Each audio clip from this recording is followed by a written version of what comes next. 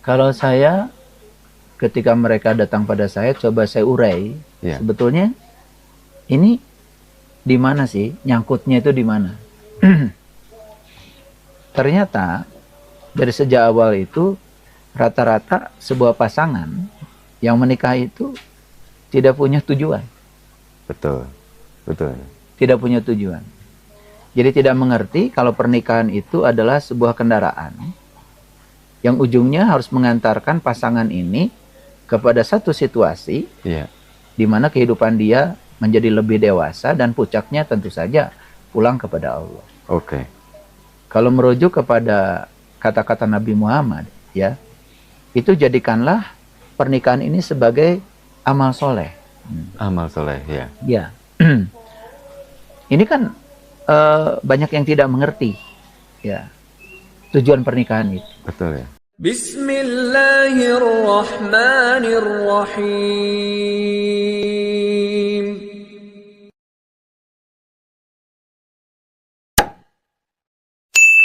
Assalamualaikum warahmatullahi wabarakatuh. Waalaikumsalam warahmatullahi wabarakatuh. Selamat pagi Ayah. Selamat pagi Pak Sugeng. Jumpa lagi dengan saya di sini. Saya minta waktunya lagi Ayah di acara Dialog Kesadaran ini.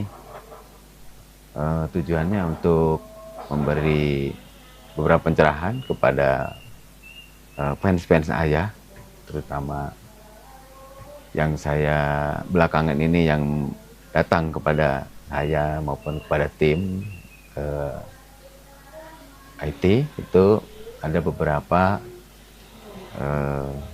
permasalahan dari para sahabat, terutama dari para sahabat yang sudah berkeluarga atau sudah menikah ya. Bahkan para sahabat itu sudah ada yang punya keturunan. Nah, dalam perjalanannya kebanyakan mereka mengalami kok makin kesini makin tidak cocok menurut mereka. Menurut salah satu atau mereka kedua-duanya, sehingga terjadi problema tersendiri, dan pasti itu kan yang akan menjadi korban pasti kan anak ya. Kan tidak mesti harus dengan solusi berpisah kan ya, kan gitu ya. Nah itu, ini fenomena ini apa gitu yang mengakibatkan itu, dan mungkin saran dari Ayah mungkin ya, wejangan dari Ayah semoga membantu para sahabat yang sedang mengalami problema itu ya. Mungkin itu ya yang perlu saya ini semua ya. Monggo ya. Ya, baik Pak Sugeng. Dari 100% orang yang minta konsultasi dengan saya, saya pastikan sekitar 98% lah Pak Sugeng.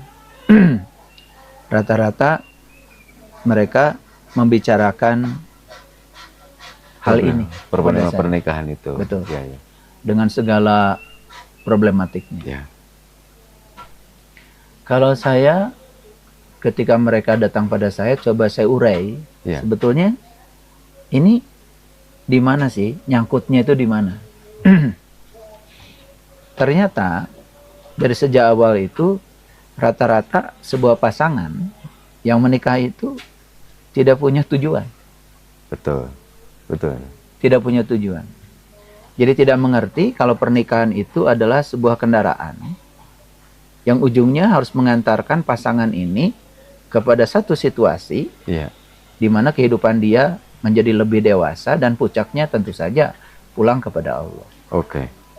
Kalau merujuk kepada kata-kata Nabi Muhammad, ya, itu jadikanlah pernikahan ini sebagai amal soleh. Amal soleh, ya. Ya. Ini kan banyak yang tidak mengerti, ya, tujuan pernikahan itu. Betul ya. Saya berulang kali tidak bosan menyampaikan bahwa tujuan pernikahan itu sejatinya adalah latihan menerima dan menghargai bahwa ya kita itu akan dipasangkan dengan yang berbeda. Gitu. Tadi Pak Sugeng kan bicara tentang cocok. Ya. Cocok tidak cocok. Nah, ini cocok tidak cocok itu sering didefinisikan kalau pasangan kita itu memberikan sesuatu yang sama dengan yang kita mau, Ya. itu disebut cocok. Ya. Padahal sebenarnya cocok tidak cocok itu justru berlawanan Pak Sugeng. Contoh ya, negatif cocoknya dengan apa? Positif. Positif. Betul. Bukan dengan yang negatif. Iya.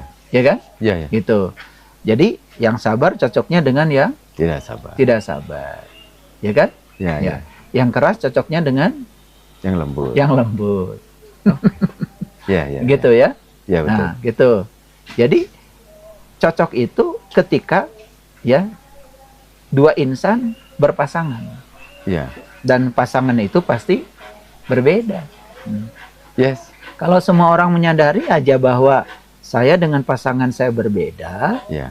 maka tugas saya bukan memaksakan pasangan saya harus sama seperti yang saya mau.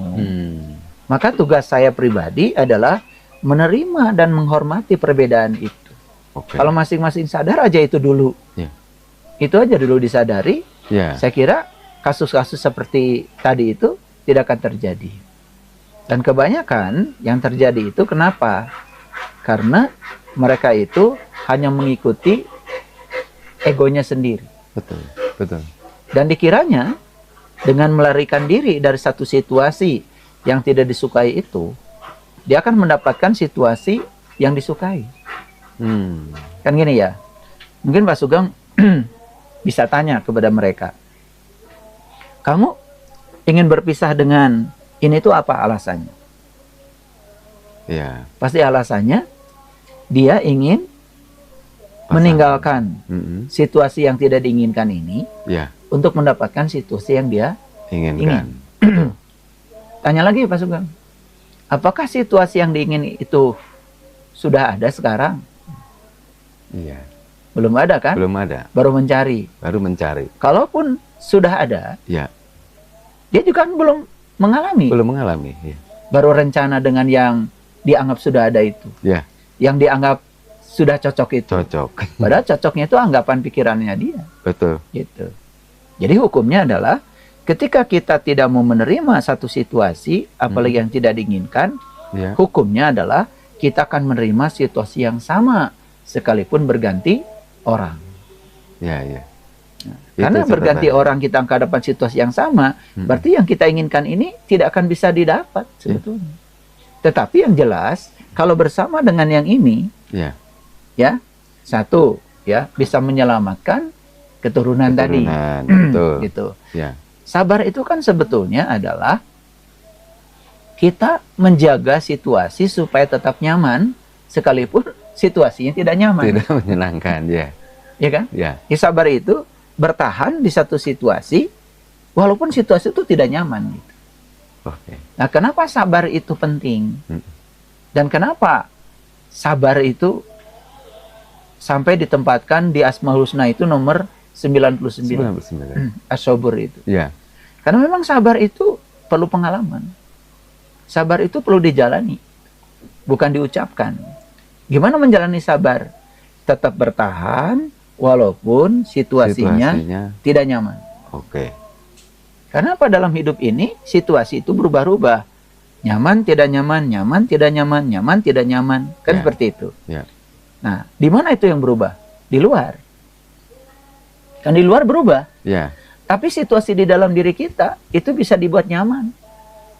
Iya. Karena kita punya otoritas untuk mengendalikan diri kita di dalam. Betul ya. Betul. Jadi biarkan aja di luar itu berfluktuasi, berubah, ya seperti ombak datang dan pergi. Laut kan tetap aja tenang. Nah, itulah perlu ilmu kesadaran bahwa ya sebetulnya yang bergejolak itu cuma ombak di permukaan. Tapi kalau kita sadar diri kita itu laut, kita tidak ikut bergejolak di permukaan, ya kita tidak akan terbawa arus oleh itu. Sehingga kita akan bisa sabar tadi. Makanya kenapa Allah bilang, Innallaha ma'as sabirin. Sesungguhnya Allah bersama orang-orang yang sabar. Ada lagi, sesungguhnya Allah mencintai orang-orang yang sabar. Bukan sekedar bersama, tapi Allah mencintai orang-orang yang sabar. Ya. Loh, kenapa yang sabar ini dapat prioritas? Ya. Karena sabar itu artinya adalah bertahan walaupun di situasi tidak yang nyaman. Tidak nyaman. Luar biasa. Kuncinya itu ya. Kuncinya itu. Kita juga sama. Ya. Ya, Pak Sugeng berkeluarga, saya berkeluarga. Ya. Pasti dalam perjalanan ini, berkeluarga ini, kita akan terus tiap hari mendapatkan yang kita ingin, yang tidak kita ingin, yang kita ingin, yang tidak kita ingin. Bergantian saja gitu ya. Bergantian. Ya. Terus kalau kita mau ikut dalam arus dualitas ini, berarti kita membiarkan diri kita juga ya menjadi tidak punya pendirian. Betul. Ya, padahal yang di luar itu tidak bisa dikendalikan. Tapi yang dalam diri kita bisa dikendalikan. Pikiran kita, perasaan kita, sikap kita, itu tanggung jawab kita. Kalau kita fokus aja pada yang bisa dikendalikan, semua yang tidak bisa dikendalikan ini bahkan bisa dikendalikan. Kalau fokusnya ke dalam. Ya. Makanya kalau saya juga mengagumi ya di keyakinan tertentu, Pak Sugeng. Iya, betul. Ada yang punya keyakinan bahwa ya hanya kematian yang memisahkan. Karena mereka menganggap bahwa pernikahan itu adalah sesuatu yang sakramen. Sakramen itu berarti sesuatu yang sakral. Betul. Gitu ya. Jadi jangan mempermainkan ya amanah Tuhan yang namanya rasa yang disampaikan kepada kita. Tuhan yang menyampaikan rasa kepada kita dan pada pasangan kita, itu amanah yang harus dijaga. Jangan sampai amanah itu kemudian dicederai ya karena kita mengikuti ambisi kita sendiri. Betul. Makanya tetap aja baliknya pada Quran surat Al-Baqarah ayat 216. Wa asa an takrahu syai'an wa huwa khairul lakum. Wa asa an tuhibbu syai'an wa huwa syarrul lakum. Boleh jadi kamu tidak menyenangi sesuatu. Kalau itu amat baik. Amat baik.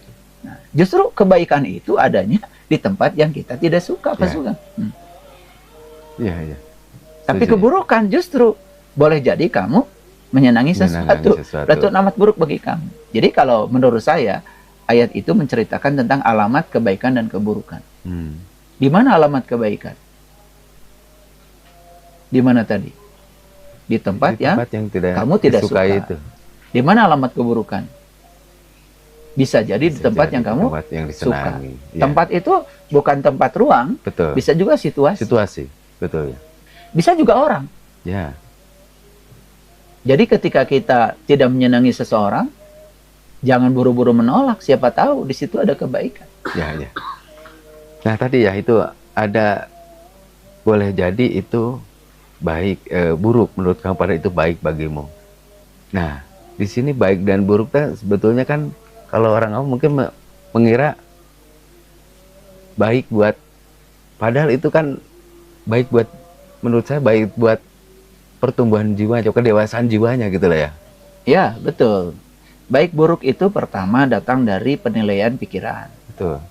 Kan yang menyebabkan ini baik, ini buruk itu artinya pikiran. Nah, sebetulnya ayat itu sedang mengajarkan pada kita bahwa kita harus membebaskan pikiran kita tentang baik buruk. Artinya ya kita jangan percaya pada upaya pikiran untuk memberikan penghakiman tentang suatu situasi baik atau buruk berdasarkan pikiran. Kalau situasi itu ada di hadapanmu, itu pasti kebenaran. Betul. Jadi sebenarnya ayat itu sedang mengisyaratkan pada kita jangan terjebak oleh baik buruk. Kamu harus percaya bahwa apapun yang terjadi itu kebenaran. Artinya ayat itu bukan mengajarkan kita untuk memilih sebetulnya. Justru ayat itu mengajarkan kita untuk melampaui itu semua. Jadi apapun yang terjadi, ya disukai atau tidak disukai, karena itu sudah terjadi, itu pasti di belakang itu ada sang kehadiran yang akan menuntun kita. Jadi sebetulnya semua yang terjadi di semesta ini tuntunan, Pak Sugeng. Betul. Jadi kadang orang berprasangka salah, berpersepsi salah bahwa yang dianggap ini baik bagimu tuh aku yang dipikirkan kepikiran lagi baik, gitu loh ya, menurut pikiran. Itu yang keliru. Padahal jadi sebetulnya kan itu baik boleh jadi kamu gitu loh ya. Tidak menyukai sesuatu menurut pikiran. Betul. Kalau itu amat baik. Boleh jadi kamu menyukai sesuatu menurut pikiran. Kalau itu amat buruk. Itu mananya apa? Mananya lampaui penilaian baik dan buruk pikiranmu. Setuju ya. Lalu kamu lihat bahwa tidak ada peristiwa yang terjadi kebetulan. Ya, Setiap peristiwa itu terjadinya karena ada sang kehadiran. betul ya. Sedang memberikan apa? Pesan. Keren. Jadi setiap peristiwa itu sebenarnya tuntunan walaupun Betul. kita tidak suka. Ya, Nah, karena tuntunan, nah, bebaskan dari penghakiman. Contoh gini, ya. begitu ada yang tidak disukai langsung disebutnya apa? Musibah kan? Iya, betul. Kebanyakan seperti itu ya. Betul nggak? Ya. Begitu ada yang disukai disebutnya berkah kan? Berkah. Nah, musibah dan berkah itu penilaian pikiran. Betul. Nah, bagi Allah tidak ada musibah, tidak ada berkah. Nah, Semua yang terjadi adalah kebenaran, walaupun kamu tidak suka. Nah, makanya kita diajarkan konsep sabar. yes. Sabar itu tetap bertahan, Mm-mm. walaupun situasinya tidak nyaman. Nyaman. Aduh, Jadi, luar biasa. kalau semua orang punya prinsip seperti ini, ya, saya yakin, ya, kita bisa melampaui semuanya sehingga sampai pada satu titik di mana kita, oh, saya baru tahu, ternyata waktulah yang membuktikan semuanya. Iya, iya. Kan gini, banyak nggak pasangan yang menyesal karena mengambil pilihan Iya. untuk berpisah Iya, karena mengikuti selera hawa nafsunya? betul. Betul. Banyak yang kayak gitu. Banyak ya. Ketika melihat anak jadi Ya, kehilangan rasa percaya diri, betul. ketika anak tidak mau bicara dengan temannya karena dianggap orang tuanya broken home, Iya. ketika anak kehilangan gairah hidupnya, ketika anak tidak merasa berharga hidupnya. Iya, iya. Nah, ketika melihat itu suatu saat, dia akan timbul penyesalan. Betul, betul. Nah, menyesal itu memang tidak pernah duluan, pasti belakangan. Nah, kenapa Allah lagi-lagi memberikan konsep sabar? Supaya kamu jangan sampai menyesal di akhirnya. Kenapa? Karena Allah itu punya rencana yang hebat. Yang hebat. Cuman betul. kamu penilaiannya yang sempit. Penilaiannya terburu-buru ya. Pak Sugeng mau perbaiki rumah, Ya. pasti becek dulu, Iya, betul ya. bocor dulu, betul nggak? Ya, Berantakan berantakan dulu, lah, ya. kotor dulu. Betul. Tapi karena Pak Sugeng menilai seolah-olah itu adalah akhir dari segalanya, padahal itu adalah proses Baru awal proses. dari ya. rehabilitasi rumah yang gambarnya sudah jelas seperti apa. Ya. Nah, kita itu tidak punya tidak melihat gambarnya karena kita buta. Ya. Tapi kalau melihat gambarnya dan percaya bahwa Allah itu selalu membuat desain yang hebat, walaupun gambarnya tidak ada, tapi percaya pada Iya, Allah betul, bahwa betul, Allah ya. itu punya desain yang hebat, pasti kita tidak akan mengatakan, wah, rumah Pak Sugeng itu kotor, berantakan, padahal sedang direhab. Betul. Nah, kita itu karena sudut pandangnya sempit, sering terpatri, stuck di situasi itu, seolah-olah itu akhir segalanya, padahal itu adalah awal dari segalanya. Itu yang disebut dengan awal malah disebut akhir. Iya. Lalu seolah-olah itu adalah musibah. Gitu. Nah, ini pelajaran kesadaran. Makanya kalau Penting sekali saya ini ya. punya pandangan, bagus kalau anak-anak yang mau dinikahkan itu ikut pelatihan dulu. Pelatihan Oke. untuk pranikah. Iya, iya. Gitu. Betul ya. Ya. Jadi saya juga sekarang sedang membuat itu Ya. programnya. Rencananya bikin programnya itu ya. Ya, pelatihan pranikah supaya yang gini-gini tuh dipahami. Betul ya. Dipahami. Ada pelatihan pranikah supaya saat dia menikah itu dia sudah punya tujuan di pernikahan itu. Ya. Apalagi kalau sudah punya keturunan. Apalagi keturunannya banyak. Itu kan membingungkan. Ya, membingungkan. Saya banyak sekali berhubungan dengan orang yang terutama ini ya, ketika punya anak perempuan apalagi. Iya. Suatu saat kan harus dinikahkan oleh bapaknya. Betul. Sementara bapaknya sekarang sudah bapak sambung. Bapak yang ini entah di mana. Ya. Itu kan? Iya. Dari mulai gitu ya. lamaran aja sudah mulai problem. Betul. Bahkan bisa jadi si anak ini ya mau mendapatkan kebahagiaan dihancurkan oleh keputusan orang tua yang salah. Yang telah diambil di masa lalu karena Iya. mengikuti ego. Betul. Cuman karena ada perbedaan. Iya, iya. Ya, cuman tidak bisa menerima perbedaan. Padahal sejatinya pernikahan kan latihan menerima, Betul. sekaligus juga menghargai bahwa kita berbeda. Iya, iya. Gitu, Pak Sugeng. Jadi dan imbasnya kan kepada anak pasti ya akan menjadi trauma. Bahkan ada anak yang sudah perempuan terutama dia udah usianya sudah cukup harus menikah sampai menjadi takut gitu loh ya menikah gitu loh. Itu banyak. Itu problemnya itu gitu ya. Saya banyak sekali membantu menterapi Ya. anak-anak yang untuk berpacaran aja takut. Betul itu Untuk ya. mengenal Ada laki-laki aja takut. Ya. Ya. Apalagi, mohon maaf ya, ketika melihat si ibunya itu diperlakukan tidak adil Ya, oleh bapaknya, betul. melakukan tindakan-tindakan kekerasan yang berulang, Ya, bullying lah. ya betul. Ada tindakan agresif yang disengaja, yang berulang-ulang, dan dilakukan terus-menerus, dan itu disaksikan oleh si anak ini. Ya, Iya, bahkan traumanya itu dalam.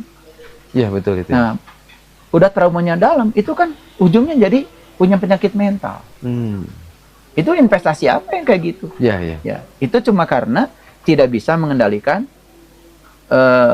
itu ego tadi. Betul. Tidak bisa mengendalikan ego, terlalu berpusat pada diri sendiri, Ya, merasa superior, ya. merasa diri paling penting, gitu ya. Lalu betul ya. mengabaikan ya pihak lain, gitu. Ya, Padahal hidup itu kan tidak bisa mengabaikan pihak lain, kita juga bergantung pada pihak lain. betul.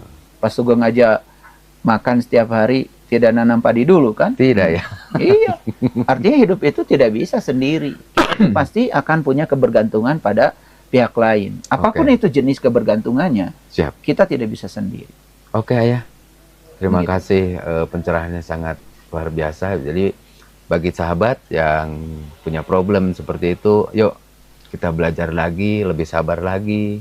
Jangan cepat ambil keputusan yang akan mengakibatkan ya kita maupun anak-anak kita akan menjadi korban.